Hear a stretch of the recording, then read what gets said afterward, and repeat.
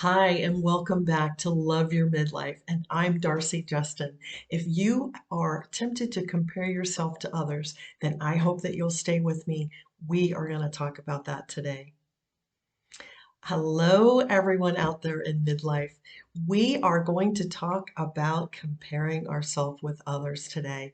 It is a big problem, and it's always been there. It's just human nature that we want to compare ourselves to others. But what's made everything amplified and so much worse is social media. Social media has a way of kind of creeping into our lives, certainly on our phones, probably on our phones more than anything. And it causes a lot of self-doubt for a lot of women. And it causes a lot of issues for a lot of women. So I think it's really important to take a look at why do we compare ourselves with others and what can we do to maybe not do it as much. A lot of it really boils down to where we are. Where is our heart? And where is our self-worth and our self-concept? If we are feeling really good about ourselves, we will have a much less chance of comparing ourselves to others. So many times we do that in a place of lack or a place of need, and it's not necessary. We're never ever going to be able to compare ourselves to someone else because it's always going to be like comparing an apple and an orange. There are no two people on the planet that are exactly the same. And my mom is an identical twin, and my mom and her sister are very much alike, if you've ever been around identical twins, but they're not exactly alike. And so there is no benefit in comparing ourselves to others because we're never, ever going to be the same. It's always going to end up leaving us feeling empty inside and void. And the thing about social media that's so disturbing to me is that many pictures are changed, many pictures are enhanced, and it doesn't matter how old a woman is, whether she's in her 20s or whether she's in her 60s. You don't really know what she looks like unless you're meeting her face to face. So if we are comparing images and if we are comparing pictures, that's really a tough one because it's impossible to do that in today's world. It's impossible. I could probably get on, I don't, but I could probably get on my phone or my laptop and make myself thinner, get rid of wrinkles. You can do all of that today. Probably in 5 minutes, you could totally make yourself look a lot younger, or you could change your body shape. You could definitely make yourself look thinner. I do know that. So that is a wicked, wicked road to go down as far as comparing ourselves to people that are out there in social media, people that are out there in Hollywood, people that are out there constantly doing videos and things like that. There's no way that you have any clue at all what they really look like. And that is true. That's a fact. So when I was growing up, we didn't have that. And so a lot of the people that were in Hollywood actually what you saw was what you got. And it was actually kind of cool. There were some beautiful women back in the day, and all the enhancements and all the things that are out there now were not out there back then. Even so, there's no reason for us to compare ourselves to anyone. It's going to bring us down and it's not going to build us up in any form, whether it's through images, through education, anything that we do. How we can stop comparing ourselves to other women is by truly being what we want to be, by focusing on our identity, our self-concept, how important we are, and how valuable we are to ourselves first and to all of those around us.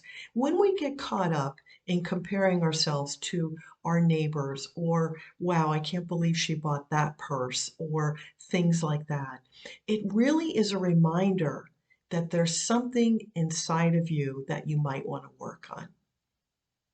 That's the reminder to me. I honestly am at that stage of my life. I don't need to carry a certain kind of purse. I don't need to wear things that have a certain label on them to feel better about who I am. If I do it, it's because I want to. It's not because I feel a lack or I have a sense of need in that area. And I'm using that as something to sort of fill up that space that might make me feel better. Anything we do like that usually is just going to be a temporary fix. But when we focus on us and when we focus on our needs and who we are as a person, our values, our morals, we then can feel very, very secure in who we are. So many times we get caught up in comparing ourselves to others when we let our insecurities rise to the top. Things that we feel insecure about. Oh, I wish I was taller. I wish I was thinner. And then we look at other people. These are all things that are not going to build us up. So, as women, we want to be strong and powerful, and we want to affect the world around us in a positive way, especially all of the young girls and all of the daughters and granddaughters that are coming up in the world. And we can do that by working on our insecurities and building up who we are on the inside, because that is going to spill over to the outside. And that is what people are going to see. So if you have a habit of comparing yourself to others and letting that be a thought that you that comes into your life, that comes into your head and it stays with you, then think about why. What insecurity is that triggering that's making you feel that way? That I wish I had this, or I wish I had that, or I wish I was this. There's an insecurity there that you want to look at and you want to focus on and you want to change. Comparing ourselves to others can lead to jealousy, which is a wicked, wicked thing. We do not want to go there. We do not want to be jealous of other people. That's a horrible place to be in. It can lead to depression. It can lead to a lot of things that are very, very negative. So when you have a tendency to do that, whether you're watching a program or you're online or you're on your phone or whatever you're doing during the course of a day, when you have a tendency to compare yourself to someone or wish you were something else than you are, dive deep into who you are as a person, because who you are is truly amazing. And where is that lack or need in you? And what do you do to fix that so you don't feel that way? I can be around people. I've been on this journey for a long time and I've had to change my thoughts around this. I can be around someone that has a $20,000 purse and it does not bother me at all. It doesn't affect me. It doesn't make me feel poor. It doesn't make me feel a lack. I'm happy for them. I go, oh, that's nice. That's amazing that you have that much money that you can buy a $20,000 or $30,000 purse. Good for you. And that's really where my head is at. It's not in a place of lack. Oh, I wish I could do that. What does your husband do? I should have chose a different career. It's all a spiral down when we let those kind of thoughts into our life. And at the end of the day, people want to be in your life because you are who you are, not because you're like someone else. They don't wish that you had an expensive purse. Your kids don't come home from college and go, oh my gosh, I wish my mom looked like Christy Brinkley. Seriously, that is crazy thinking.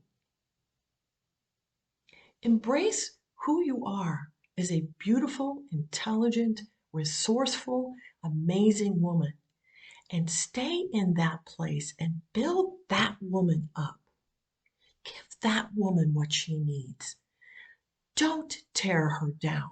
And don't compare her to your neighbor or a movie star who has someone cooking her meals, helping her work out 5 days a week.